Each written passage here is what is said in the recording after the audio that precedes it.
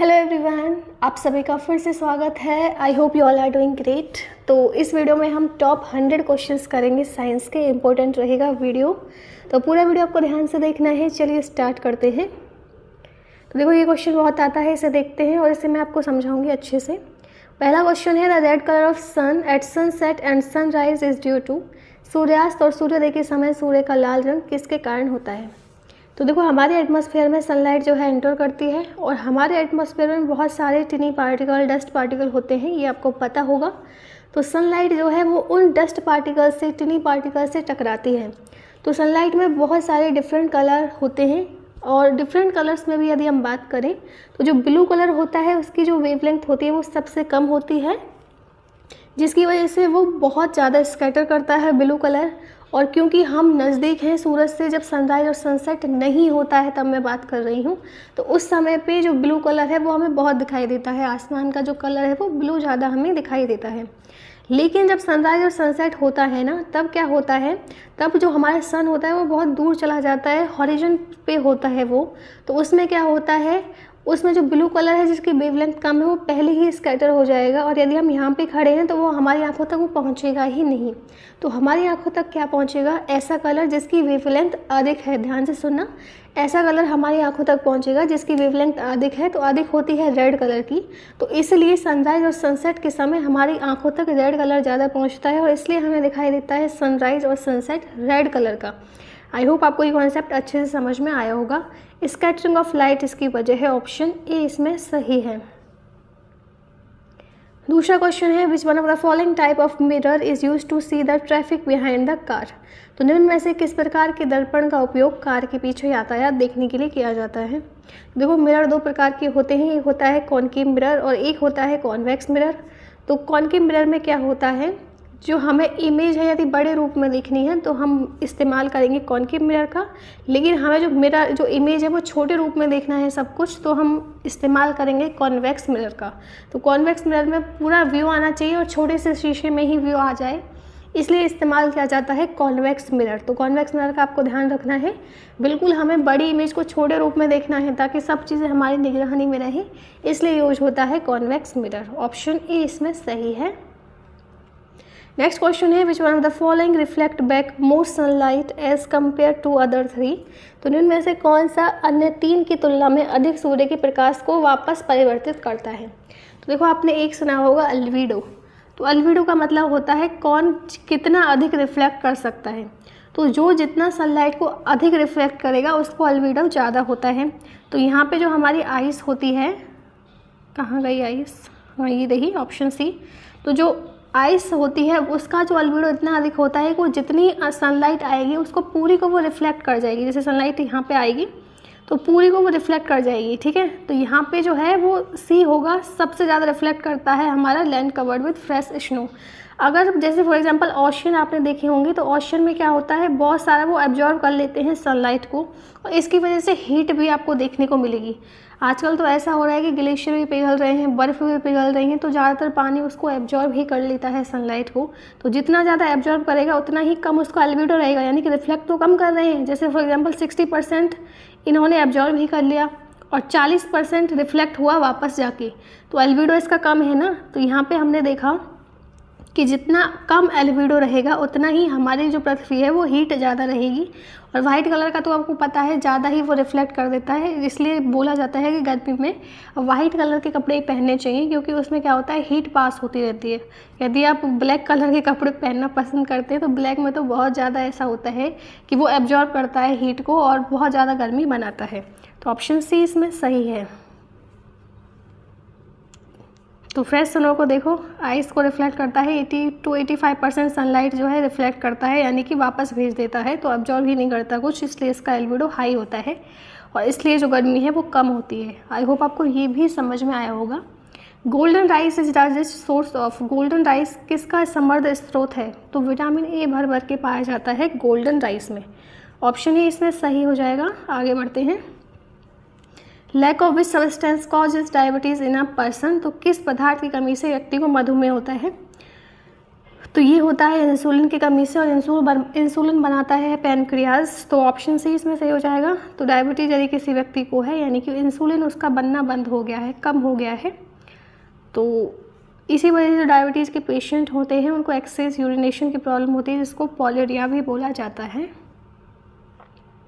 In which of the following which is the fundamental physical quantity, तो इनमें से मौलिक भौतिक राशि कौन सी है?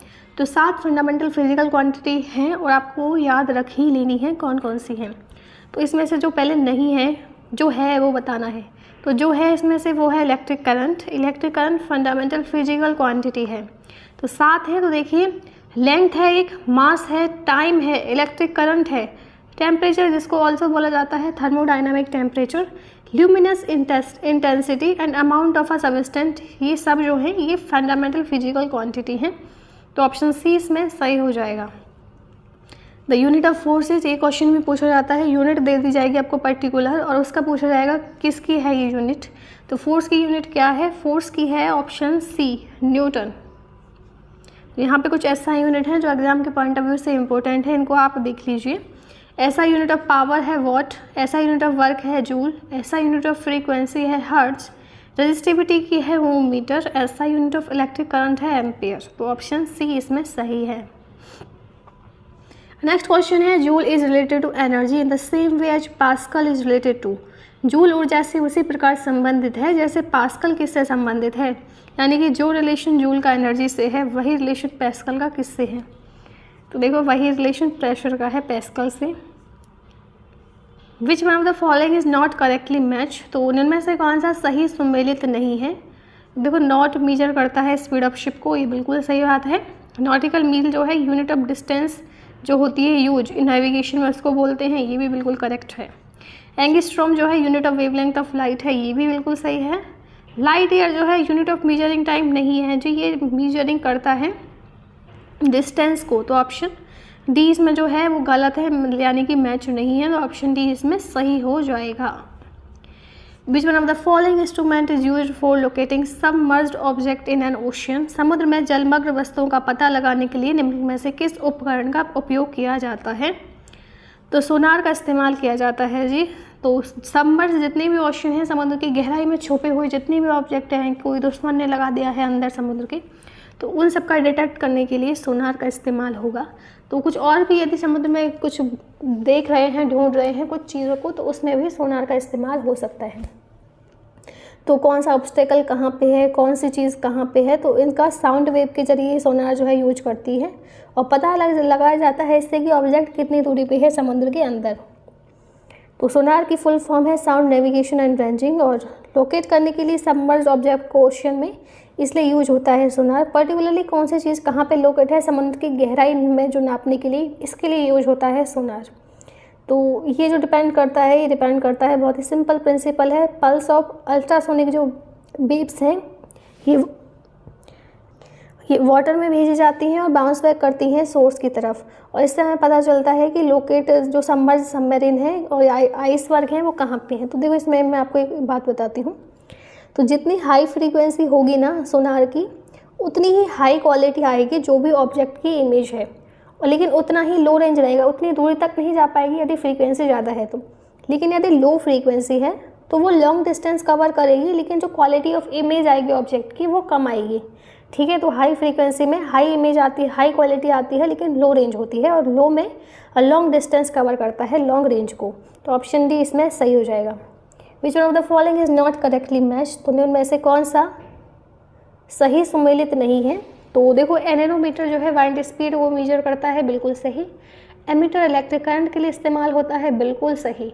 पायरोमीटर हाई टेम्परेचर को मेजर करता है, बिल्कुल सही। लेकिन टैक्योमीटर प्रेशर डिफरेंस से संबंधित नहीं है, ये मेजर करता है रैपिड मेजरमेंट को और डिटरमाइंस को। इलेक्ट्रॉनिकल डिटरमाइन करता है इलेक्ट्रॉनिक और इलेक्ट्रो ऑप्टिक जो भी टारगेट होते हैं इलेक्ट्रो ऑप्टिकली, उनको उनकी जो डिस्टेंस होती है, जो भी ऑपरेट कर रहे हैं, हाईली ऑटोमेट कर रहे हैं, उन सब को ये जो है अब मेजर करते हैं टैक्योमीटर। प्रेशर डिफरेंस इससे संबंधित नहीं है।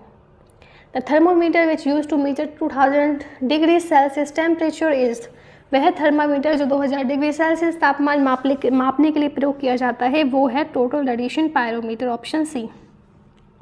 तो टोटल रेडिएशन पायरोमीटर जो है बहुत अधिक जो टेम्परेचर है ना उसको मेजर करता है। तो ऐसे ऑब्जेक्ट जिनको छुआ भी नहीं जाए, इतना गर्म है कोई, तो इसलिए यूज होता है टोटल रेडिएशन पायरोमीटर। अब नेक्स्ट है pyroheliometer is used for making measuring. तो पायरोमीटर का उपयोग मापने के लिए किया जाता है, तो इस सोलर रेडिएशन, ऑप्शन बी।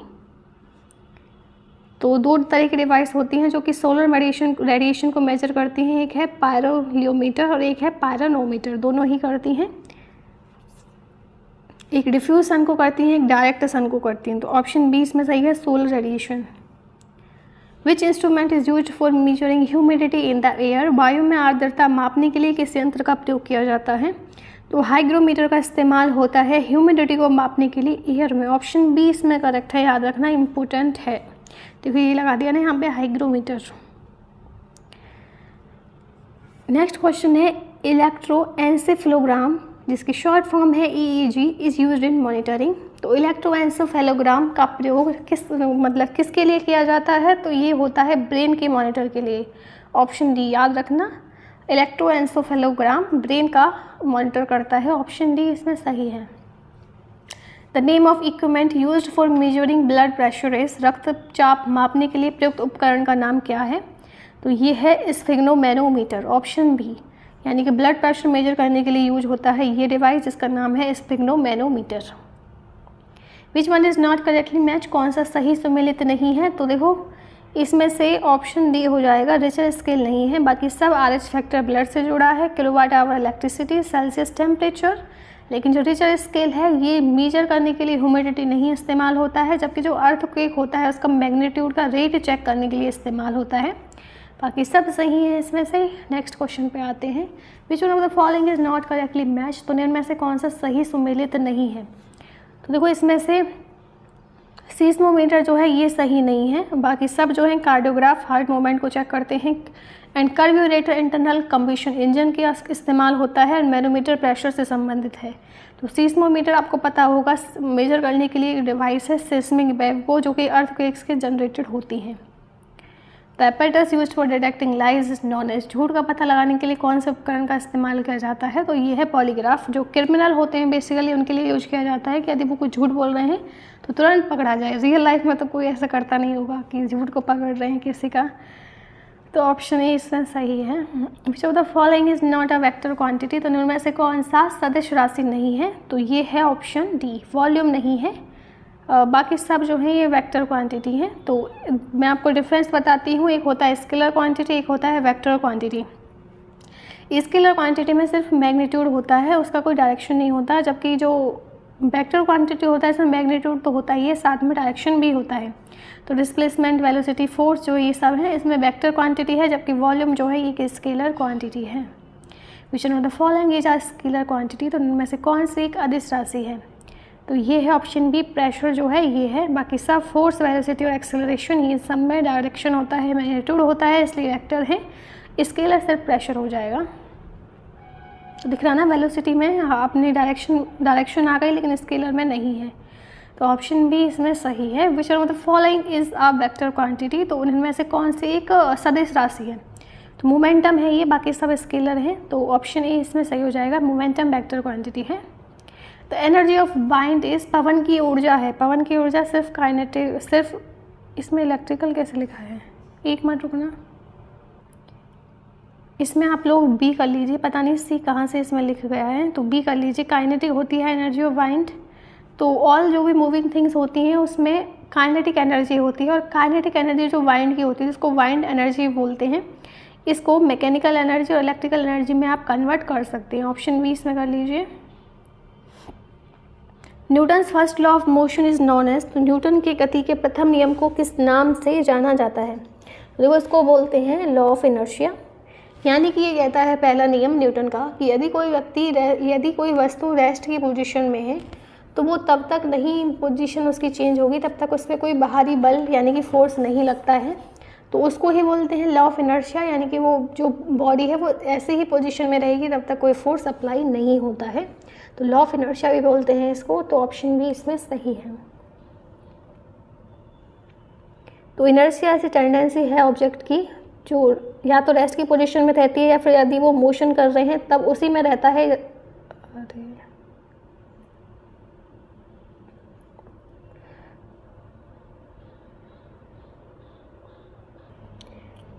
जब तक उसमें कोई बाहरी फोर्स नहीं लग जाता है। ओके, अब देखो जैसे ही ट्रेन स्टार्ट करता है मूव करना, जैसे ही वो पैसेंजर जो ऐसे हैं बिल्कुल रेस्ट की पोजीशन में है वैसे ही वो बैकवर्ड लीन हो जाते हैं जैसे ही ट्रेन है वो चलती है। तो नेक्स्ट क्वेश्चन है, it is difficult to walk on the ice than on the road because सड़क की अपेक्षा बर्फ पर चलना कठिन होता है क्योंकि, इसलिए कठिन होता है क्योंकि आइस में जो है लेसर फ्रिक्शन है रोड से। तो आइस में कम फ्रिक्शन है इसलिए जो है वहाँ पे चलना बहुत ही मुश्किल हो जाता है, और रोड पे चलना स्मूथ है क्योंकि रोड की जो रफनेस है उसमें फ्रिक्शन ज़्यादा होता है फोर्स, इसलिए वो आपको आगे बढ़ने में मदद करता है। Separation of cream from milk by churning is due to, तो मथने से दूध से क्रीम का अलग होना किसका कारण होता है? तो ये तो आपने गाँव में बहुत देखा होगा यदि आप गाँव से बिलोंग करते हैं कि दूध को मथते हैं, क्रीम उसमें से निकालते हैं, या बटर आप इसको कह सकते हैं, मक्खन, तो वो भी सेंट्रीफ्यूगल उसको बोलते हैं, सेंट्रीफ्यूगल फोर्स इसमें लगता है, या फिर आप बोल सकते हैं सेंट्रीफ्यूगेशन, कि क्रीम इसमें से अलग हो जाती है मिल्क से सेंट्रीफ्यूगल फोर्स के द्वारा।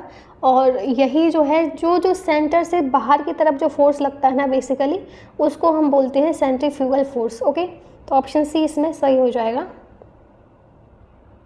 The working principle of the washing machine is, washing machine का कार्य सिद्धांत है तो ये भी सेंट्रीफ्यूगेशन है, ऑप्शन ए। जो फोर्स सेंटर से बाहर की तरफ होता हुआ लगता है वो होता है सेंट्रीफ्यूगेशन। और ये कुछ ये भी डिपेंड करता है कि कौन उसे देख रहा है, तो इसकी वजह से भी थोड़ी चीज़ें चेंज होती हैं। जैसे फॉर एग्जांपल मैं आपको बताती हूँ, यदि कोई झूला है, ठीक है, तो झूला यदि कोई व्यक्ति झूले में झूल रहा है इस तरीके से, तो बाहर से यदि कोई व्यक्ति उसको देखेगा तो उसको ऐसा लगेगा कि उसके लिए ये सेंट्रीपिटल फोर्स है, कि बाहर जो है वो फोर्स, एक मिनट, तो उसके लिए वो सेंट्रीपिटल फोर्स रहेगा। जो बाहर से देख रहा है उसको ऐसा लगेगा कि सेंटर की तरफ जा रही हैं चीज़ें, ठीक है, उनके लिए बहुत साफ साफ दिखाई देगा कि सेंटर की तरफ जा रही हैं चीज़ें। तो सेंटर के इनवर्स जो फोर्स लगता है उसको बोलते हैं सेंट्रीपिटल फोर्स। लेकिन यदि कोई व्यक्ति इसमें बैठा है तो उसके लिए ऐसा लगेगा कि सेंटर से दूर हम जा रहे हैं, कोई हमें धक्का दे रहा है, ठीक है, ध्यान से समझ लेना, कोई हमें धक्का दे रहा है, हम बिल्कुल बाहर की तरफ ऐसे जा रहे हैं, तो उनके लिए सेंट्रीफ्यूगल फोर्स होगा। ठीक है, नेक्स्ट क्वेश्चन आप बढ़ते हैं। Who propounded the universal law of gravitation, गुरुत्वाकर्षण के सार्वत्रिक नियम का प्रतिपादन किसने किया था? तो ये न्यूटन ने किया था, ऑप्शन ए इसमें सही है। Astronaut in space can not stand erect, this is because in space, अंतरिक्ष में अंतरिक्ष यात्री सीधे खड़े नहीं हो सकते, ऐसा इसलिए है क्योंकि अंतरिक्ष में जो है विस्कस फोर्स जो है एटमॉस्फेयर का बहुत ही स्ट्रॉन्ग होता है। तो एटमॉस्फेयर जो है सीधे खड़े नहीं हो सकते क्योंकि या तो बहुत ही ग्रेविटी होती ही नहीं है, तो ऐसी कंडीशन में जो लोग हैं उनका जो वेट है बिल्कुल वेटलेस नज़र आता है, ऐसा लगता है कि कुछ वेट है ही नहीं। तो माइक्रो ग्रेविटी अफेक्ट करती है ह्यूमन बॉडी को बहुत सारे स्पेस में, यदि ग्रेविटी नहीं है तो मसल्स और बोन्स भी वीक हो जाते हैं व्यक्ति की, ऑप्शन बी इसमें सही है। If pieces of equal size of wood, wax and iron falling from a same height, which one will reach the surface of the earth first? यदि लकड़ी, मोम और लोहे के समान आकार के टुकड़े समान ऊंचाई से गिरते हैं तो उनमें से कौन सा पृथ्वी की सतह पर सबसे पहले पहुंचेगा? तो सभी जो है सेम समान समय पर पहुंचेंगे, option D. Weight of human body is, तो सबसे अधिक जो मानव शरीर का वजन होता है वो कहाँ पे होता है? तो सबसे अधिक जो वजन होता है मानव शरीर का वो होता है पोल्स पे, सबसे ज़्यादा अधिक होता है। तो देखो ये रहा पोल्स, इस पे जो है सबसे अधिक होता है, और जो वेट है ह्यूमन बॉडी का सबसे अधिक जो है पोल्स पे होता है, और इक्वेटर पे वो कम होता है। जैसे फॉर एग्जांपल यदि 1 किलो रुई है ना, 1 किलो रुई कॉटन यानी कि, और 1 किलो लोहा है, तो 1 किलो लोहा आप इक्वेटर पे रख दो और 1 किलो रुई यहाँ आप नॉर्थ पोल पे रख दो इस पर, तो आपको दिखाई देगा कि जो नॉर्थ पोल पे जो 1 किलो रुई रखी है उसका जो वेट है वो बिल्कुल एकदम बढ़ जाएगा। क्यों बढ़ जाएगा? क्योंकि जो ग्रेविटी है वो अपनी तरफ बॉडी को, अपनी तरफ चीज़ों को खींचते हैं, आपको पता होगा, और वेट का जो होता है वो होता है m/g। तो ग्रेविटी जितनी अधिक होगी उतना ही वेट अधिक होगा, और वेट ग्रेविटी जो है वो पोल से बहुत अधिक होती है, पोल्स पे ज़्यादा होती है ग्रेविटी, इसलिए वहाँ पे जो वेट है वो ज़्यादा हो जाता है। इक्वेटर पे कम है ग्रेविटी, और इक्वेटर पे रेडियस अधिक है, ठीक है, रेडियस अधिक है लेकिन ग्रेविटी कम है, तो ग्रेविटी ज़्यादा होती है, तो इसी वजह से जो वेट है वो ज़्यादा हो जाता है, ऑप्शन ए इसमें सही है। Spherical form of rain drop is due to, वर्षा की बूंद का गोलाकार रूप किसके कारण होता है? तो ये होता है सरफेस टेंशन के कारण। सरफेस टेंशन जो होता है ये मिनिमम सरफेस एरिया जो है उसको पाना चाहता है, इसलिए जो रेन ड्रॉप है वो स्पेरिकल शेप में होती है कि बिल्कुल ही मिनिमम एरिया वो कवर करे। Oil spread on water surface because तेल पानी की सतह पर फैल जाता है, क्योंकि इसलिए फैल जाता है क्योंकि जो सरफेस टेंशन है ऑयल की वो कम है वाटर से। Pressure inside a soap bubble is, साबुन के बुलबुले के अंदर दाब होता है, तो ये होता है more than the atmospheric pressure. जितना एटमॉस्फेरिक प्रेशर है उससे ज़्यादा होता है सोप बबल का प्रेशर। तो सोप बबल जो है लार्ज होते हैं क्योंकि सोप जो है डिज़ोल्व होता है वाटर के अंदर और इसकी जो सरफेस टेंशन है वो कम हो जाती है। तो जो प्रेशर है सोप बबल के अंदर वो एटमॉस्फेरिक प्रेशर से ज़्यादा हो जाता है, इसलिए ऑप्शन ए इसमें सही है। For which one of the following capillarity is not the only reason, तो इनमें से किसी एक केशिकात्व के लिए एकमात्र कारण नहीं है। तो देखो इसका है डी, यानी कि जो वाटर राइज होता है प्लांट के रूट्स में से ड्यू टू इट्स फॉइलेज, ये कैपिलरिटी का ही सिर्फ कारण नहीं है, उसमें और भी फैक्टर्स इंक्लूडेड हैं। बाकी सब blotting of milk, rise of underground water, spread of water drop on cotton cloth, ये सब कैपिलरिटी का कारण है। तो ट्रांसपिरेशन भी होता है, कोहेशन भी इस प्रोसेस के रिस्पॉन्सिबल है, जो कि पानी जो प्लांट की रूट से निकलता है। When air bubble at the bottom of lake rises to top it will, जब झील के तल पर हवा का बुलबुला ऊपर की ओर उठता है तो यह होगा, तो यह है इंक्रीज हो जाएगा साइज में, ऑप्शन ए इसमें सही है।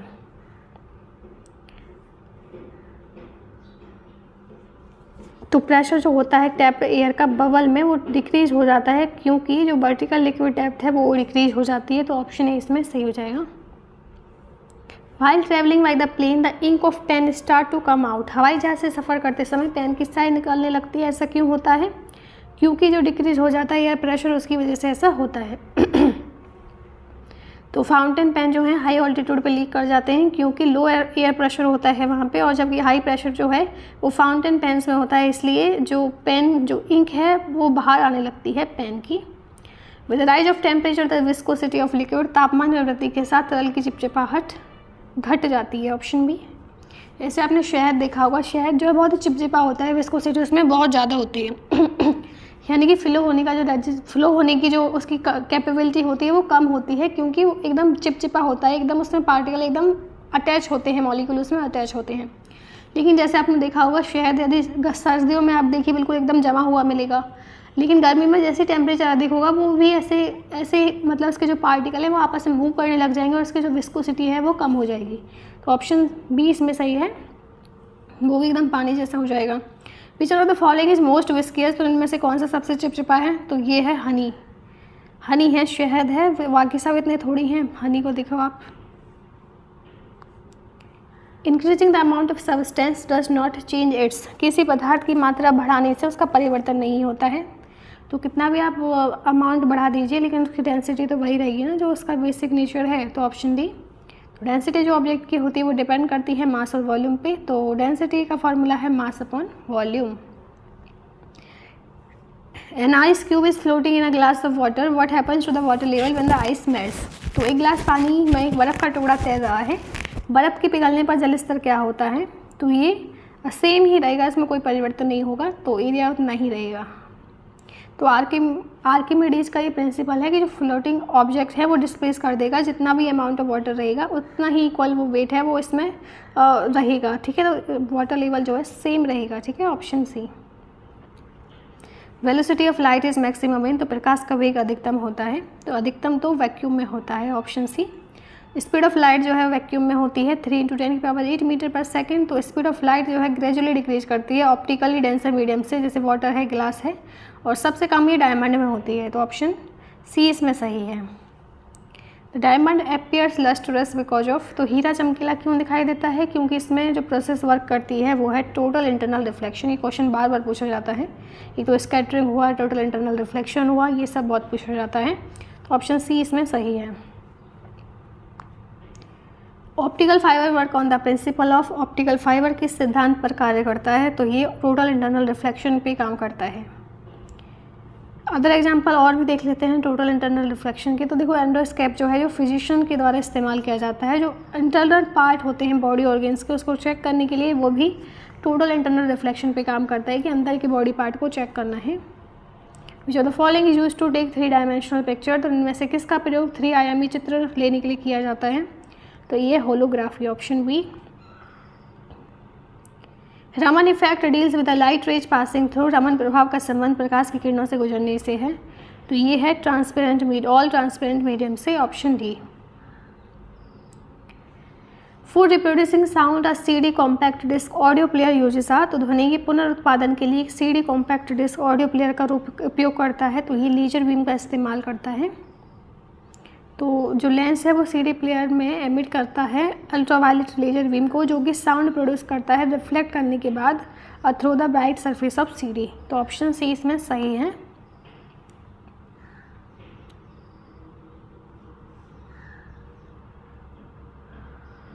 तो television signals can not be received beyond that certain distance because television signal एक निश्चित दूरी से अधिक प्राप्त नहीं किया जा सकते, क्योंकि तो जो सरफेस होता है अर्थ का कर्व होता है, इसलिए नहीं किए जाती।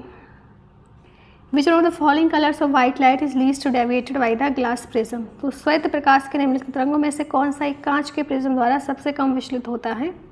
तो ये है रेड कलर, क्योंकि इसकी वेवलेंथ बहुत ही अधिक होती है। तो स्पीड जो वायलेट लाइट की होती है सबसे मिनिमम होती है और रेड लाइट की मैक्सिमम होती है ग्लास में, इसलिए जो रिफ्रैक्टिव इंडेक्स होता है ग्लास का ये मैक्सिमम है वायलेट लाइट के लिए और मिनिमम है रेड लाइट के लिए। और जो वायलेट लाइट है ये सबसे ज़्यादा डेविएट होती है और रेड लाइट जो है लीस्ट डेविएटेड होती है ग्लास प्रिज्म के द्वारा। The sun and the moon appear elliptical near the horizon because अब सूर्य और चंद्रमा क्षितिज के पास अंडाकार दिखाई देते हैं, इसका कारण है, तो इसका कारण है ऑप्शन ए रिफ्रैक्शन के कारण ऐसा दिखाई देते हैं। तो रिफ्रैक्शन में जो चीज़ें हैं जैसे ऐसा है तो ऐसी हो जाएंगी, ऐसी हो जाएंगी, ऐसी हो जाएंगी, तो इस तरीके से रिफ्रैक्शन काम करता है। जैसे पेंसिल आपने देखी होगी, पेंसिल का ऐसा साइज होता है लेकिन हमें वाटर में बिल्कुल अलग सा दिखता है, ठीक है। तो ऑप्शन ए इसमें सही हो जाएगा। Red light is use in traffic signals because traffic signal में लाल बत्ती का प्रयोग क्यों किया जाता है, क्योंकि इसकी वेवलेंथ अधिक होती है और रेड का लाइट जो है कम स्कैटर्ड होती है और जो वेवलेंथ है इसकी सबसे ज़्यादा होती है। इसका ये अपीयर्स बिलो डू टू, तो आकाश किसके कारण नीला दिखाई देता है, तो ये भी स्कैटरिंग ऑफ लाइट की वजह से। फॉर शेविंग वन यूज, तो शेविंग के लिए कौन क्या उपयोग कर सकता है, तो यही करते हैं कॉनकेव मिरर का। तो यदि लार्ज इमेज चाहिए तो कॉनकेव मिरर, और यदि छोटा इमेज चाहिए तो वो कॉन्वेक्स मिरर, ठीक है। तो कॉनकेव मिरर का छोटी वस्तु है उनको बड़ा रूप में देखने के लिए शेविंग का जो है कॉनकेव मिरर होता है।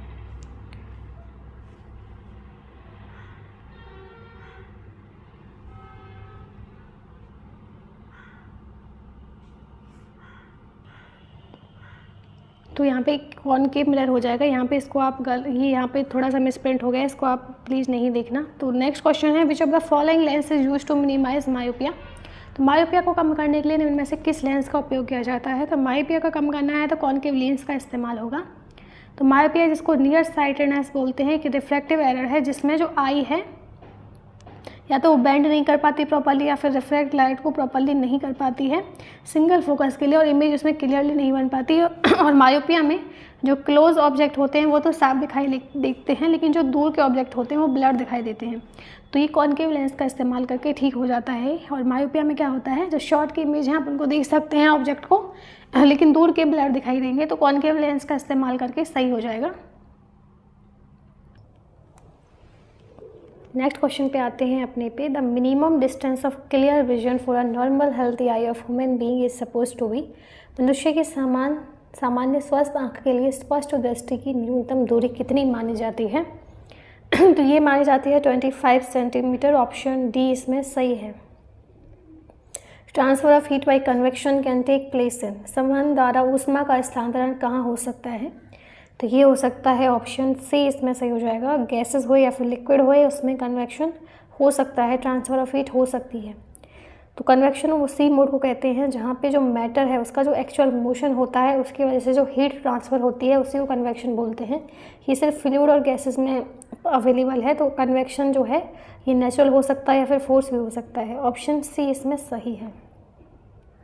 The hand burns more by steam comparatively to boiling water because, उबलते पानी की अपेक्षा भाप से अधिक हाथ जलता है क्योंकि स्टेट में होती है लेटेंट हीट। ऑप्शन ए इसमें सही है। Thermostat is a device which, thermostat एक युक्ति है। तो थर्मोस्टेट ऐसी डिवाइस है जिससे रेगुलेट होता है टेम्परेचर किसी भी सिस्टम का, तो ऑटोमेटिकली रेगुलेट होता है ये। तो ऑप्शन सी इसमें सही है। तो थर्मोस्टेट एक ऐसी डिवाइस है जिससे रेगुलेट होता है टेम्परेचर और ये प्रोवाइड करते हैं सिग्नल जो कि दूसरे डिवाइस के द्वारा इस्तेमाल होता है टेम्परेचर को रेगुलेट करने के लिए। In the night of strong wind dew is not formed because तेज हवा की रात में ओश नहीं बनती है, क्योंकि इसलिए नहीं बनती है क्योंकि उसमें जो रेट ऑफ इवोपरेशन होता है वो बहुत ही फास्ट होता है, इसलिए स्ट्रॉन्ग बाइंड में इवोपरेशन बहुत जल्दी हो जाता है। आपने देखा होगा कि जब पंखा चल रहा है तो इवोपरेशन कितना फास्ट होगा, तो इसी वजह से जब नाइट है स्ट्रॉन्ग बाइंड चल रही है तो ड्यू नहीं बनता है। तो ऑप्शन ए इसमें सही है।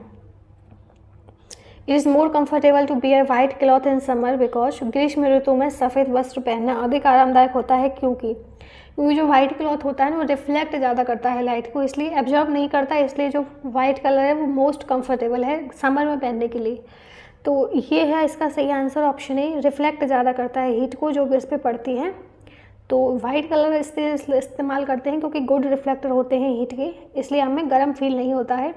जबकि विंटर में ग्रे हो गए या फिर डल कलर्ड क्लॉथ हो गए, क्योंकि वो बहुत ज़्यादा हीट एब्जॉर्ब करते हैं तो हीट होती है उसमें आती है, तो इसी वजह से वाइट कलर तो गर्मियों में और डार्क कलर या फिर जो ब्लैक कलर होते हैं वो सर्दियों में अच्छे रहते हैं। A fan produces feeling of comfort during hot weather because गर्म मौसम में पंखा आराम का एहसास कराता है, क्योंकि जो हमारा प्रेसिपिटेशन होता है वो जल्दी इवेपोरेट हो जाता है और हमें आरामदायक फील होता है, थोड़ा ठंडा ठंडा भी फील होता है, तो इसलिए ऑप्शन बी इसमें सही है। In an earthen pitcher the water remains cold due to the process of, मिट्टी के घड़े में पानी किस प्रक्रिया के कारण ठंडा रहता है, तो इसका कारण है इवेपोरेशन। तो इवेपोरेशन की वजह से जो मॉलिक्यूल्स होते हैं वो जो पोर्स होते हैं घड़े के उसमें इवेपोरेट करने की कोशिश करते हैं, जिसकी वजह से जो पानी है वो ठंडा होता है। ऑप्शन बी इसमें सही है।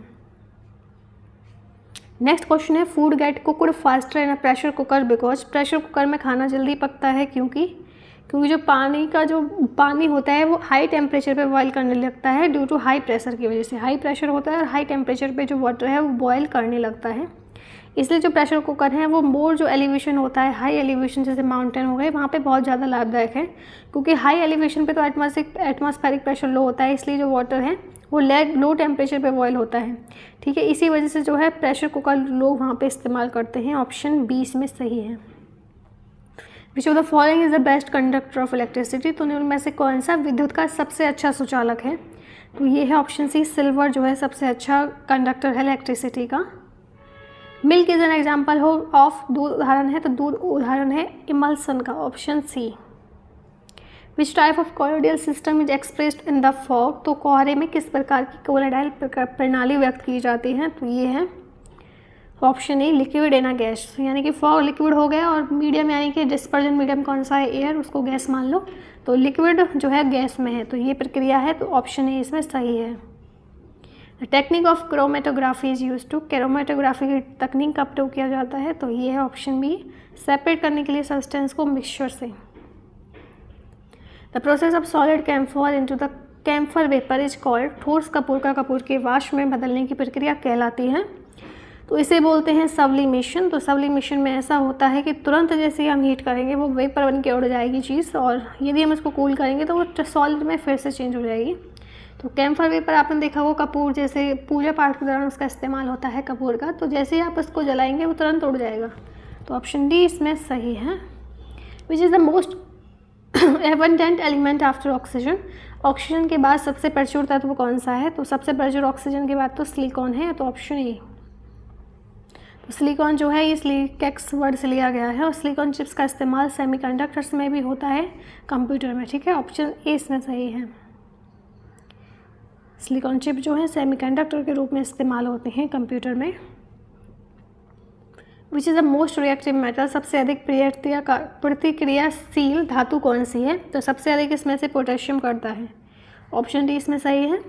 तो पोटेशियम सबसे अधिक रिएक्टिव मेटल है, तो गिवन मेटल दी है कुछ ऑर्डर ऑफ रिएक्टिविटी में, जैसे पोटेशियम सबसे ज़्यादा, फिर उसके बाद सोडियम रिएक्ट करता है, फिर कैल्शियम, फिर आयरन, तो सबसे ज़्यादा इसमें से पोटेशियम की है, दूसरे नंबर पर सोडियम की है।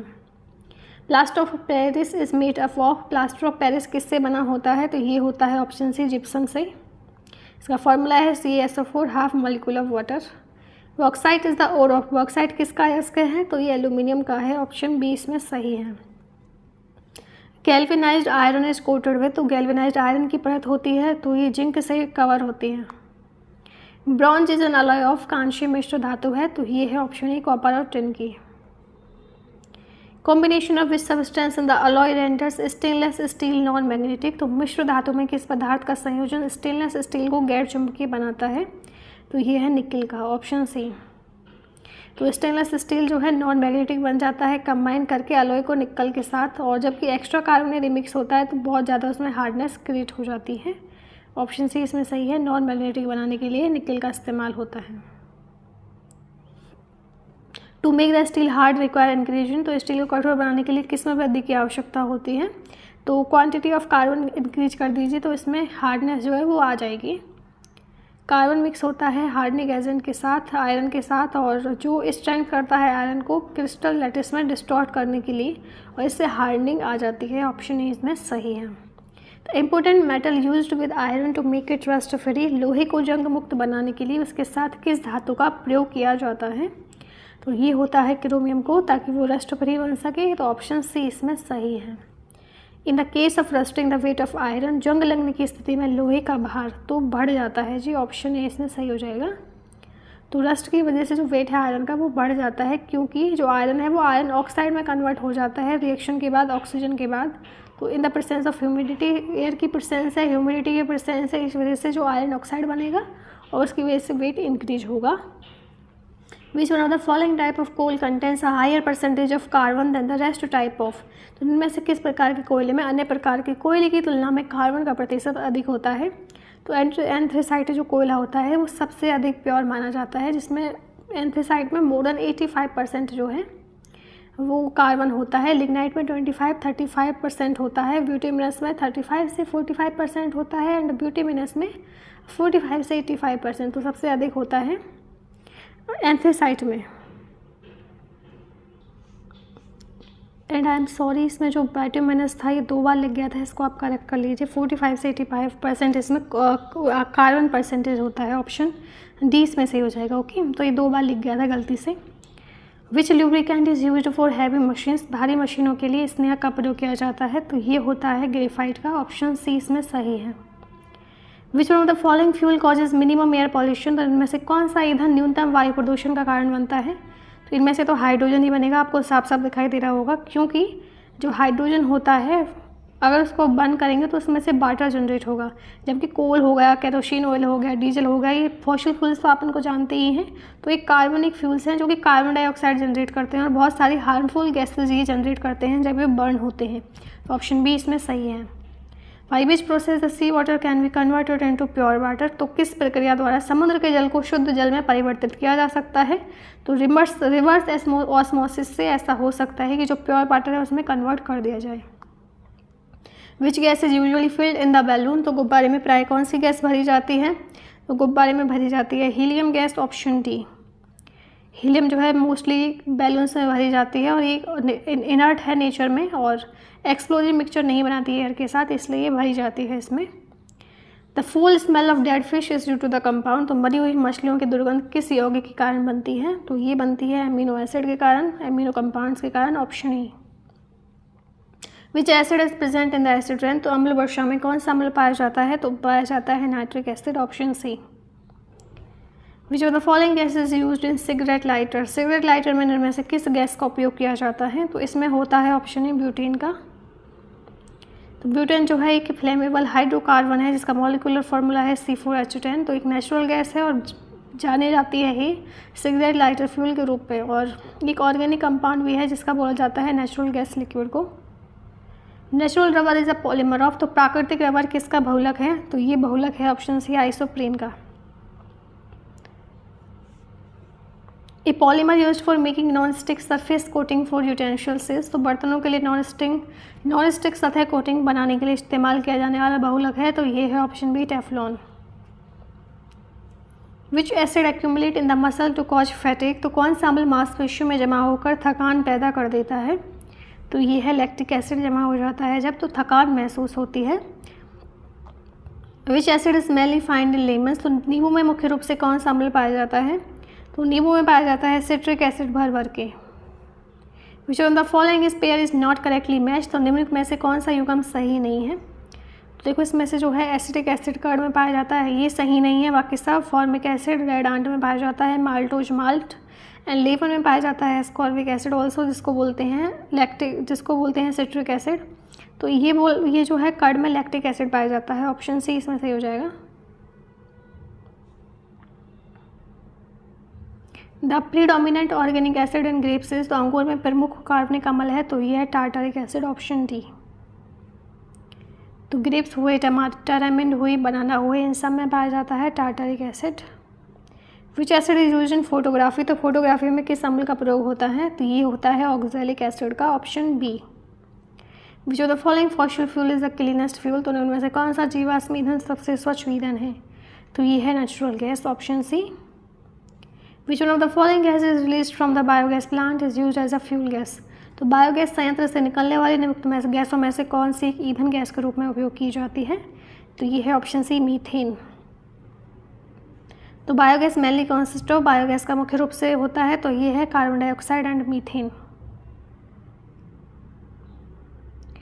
तो बायोगैस या फिर बायो गोबर गैस, इसमें मीथेन होता है, और जो मीथेन जो है वो 50 से 75% होता है, एंड कार्बन डाइऑक्साइड होती है।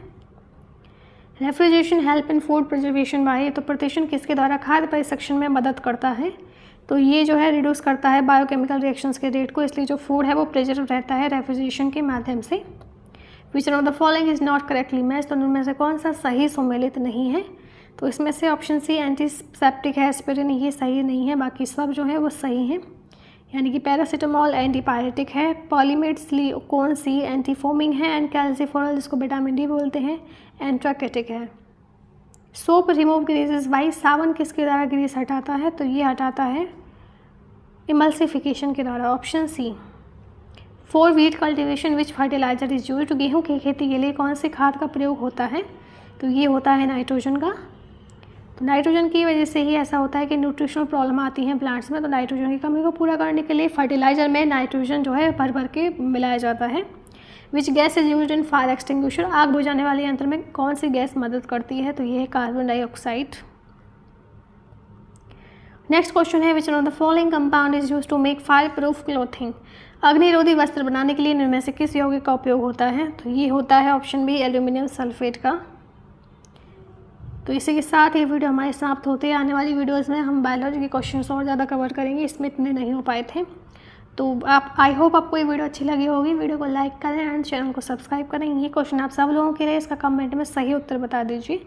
Water in plant is transported by, पौधों में जल का परिवहन किसके द्वारा होता है। तो इसी के साथ ये वीडियो हमारी समाप्त होती है। मैं मिलती हूँ आपसे नेक्स्ट वीडियो में। Thank you for watching.